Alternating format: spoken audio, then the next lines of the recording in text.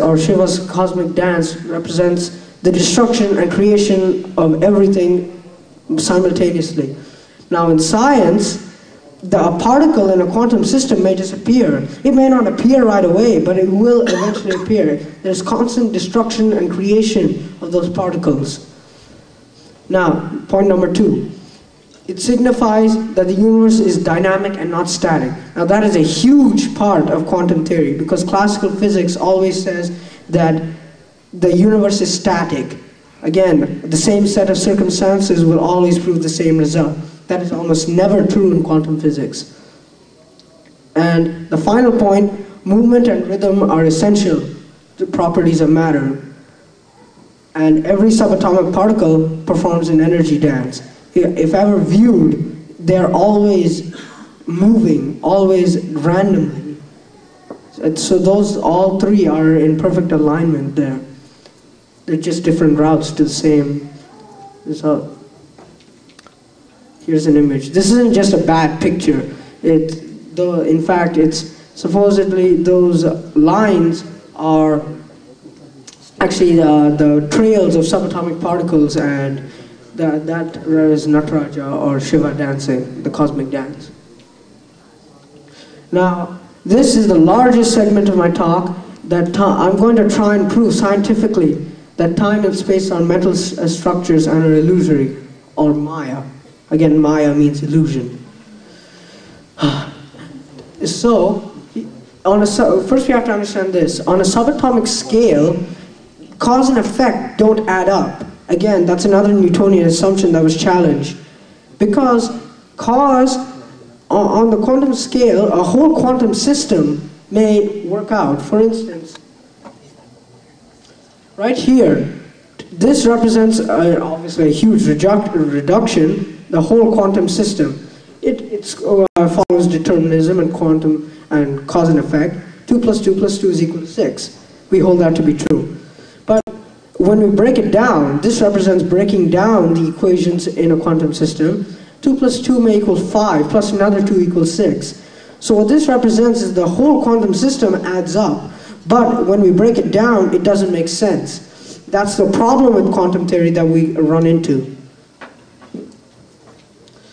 Now, if we apply this violation of of cause and effect to time, we end up with a solution where each moment has to be independent of each other. Because what this means is, if I kick this, it reacting is actually unrelated to me kicking it. Our mind just chooses to perceive it in a time being existing and having it as a linear function. But because if you think about it, imagine you can view everything, gamma rays, X-rays, the visible spectrum. It's overwhelming. We'd go insane. That's why we break it down into something we can understand. Again, that is in alignment with Eastern beliefs. Now, by applying Schrodinger's, this is the same Schrodinger, multiverse equation, which was his second equation, we derived two solutions, that every moment has to be happening simultaneously or not at all. If we choose the second or the latter option, we end up with a world or universe with no time, only change. Which makes sense, because in the beginning, think about it, there was no time, there was just change. Humans, in order to grasp it, we created the word or mental structure of time. Now, this is in alignment with Eastern philosophy, because that says that time was just a mental structure that we made up and doesn't exist. Now, in order to visualize this, we first need to visualize the famous space-time quilt, first theorized by Albert Einstein, famous German physicist.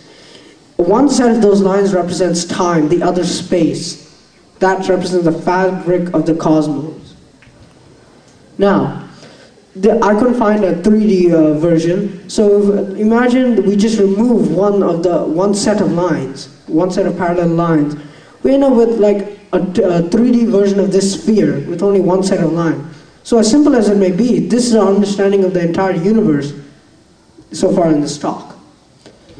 Here, because there are obviously holes in our understanding even in quantum physics, there are hundreds of things that even quantum physics doesn't explain.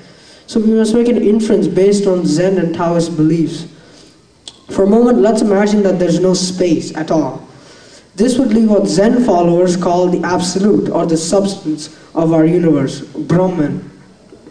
Now, science is beginning to merge with religion here because there's a new hadron collider called the LHC, Large Hadron Collider, that is looking for something called the Higgs boson, which is a huge particle that will break down and create many new unseen particles before that could tear a hole in space and allow us to view this Brahman or absolute. So now, those two warriors that I had an image of for you are starting to look less like warriors and more like allies here. For the final section of my talk, I will be breaking down the Sri Chakra. I'm sure all of you have seen this before. Right here, if you can see it, I'm not sure if you people in the back can see it, there's this black dot that represents what Eastern philosophy calls the Bindu point. In science, that would be called a singularity, or a point of infinite density mathematically. So that would be the kind of point that the Big Bang rose from. Now, these triangles coming out of it represent Shakti, which is pure energy. And in science, that would be called quanta. The term was first coined by Albert Einstein. Now, if we take a 3D version of this, then first you have to understand what Schrödinger and Linus Pauling called the 3D wave function. I'm sure you've all seen a wave before. Now imagine a 3D version of that. It would be shaped like a very tall and slender mountain. That is actually the shape of quanta, of particles and waves of quanta. Because a particle of light exists as both a particle and a wave at the same time. That's another paradox of quantum physics. Now, if you can imagine a 3D version of this, you would have the point of the Big Bang and this infinite amount of quanta just arising from it, which is exactly how science predicted how the Big Bang happened. This is just a reiteration of what I just said, only in text. Linus Pauling, by the way, was the only physicist, or anyone for that matter, to receive 2 unshared Nobel Prizes. Here's a summary of what I'd like you to walk away from this talk with, of the parallels that I have illustrated here. Nataraja, or Shiva's cosmic dance, corresponds with continuous creation and destruction at a quantum level. Number 2, science says that the observation depends on the observer, or observer's paradox. And spirituality says that there's no objective reality, meaning that my world may be different from yours. I see something, you see something, it's all perception. And finally, time and space are illusion, Maya. No one has been able to prove, even through metaphysics, whether space exists or not. A final thought. Science and religion were once thought to be complete opposites, and people in fact killed each other over this. But now, with the new LHC and all the new technology, people are starting to realize they're more complementary to each other than opposites. In fact, they're starting to look from even further from 2 allies. They're starting to look like just one person. An analogy I would use is all roads lead to Rome. They just took different routes to find the meaning of the universe. Wow. Thank you. Thank you. Any questions?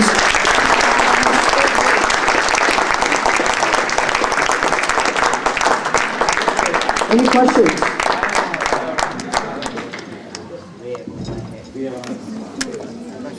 Abhishek, I am proud of you for a super presentation.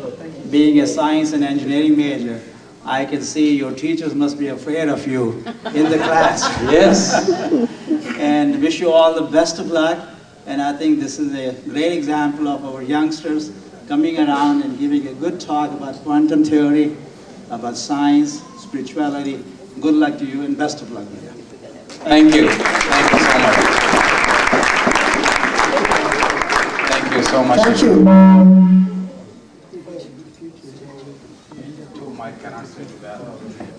You're fine. Okay. Anyone else? Okay. That was the best.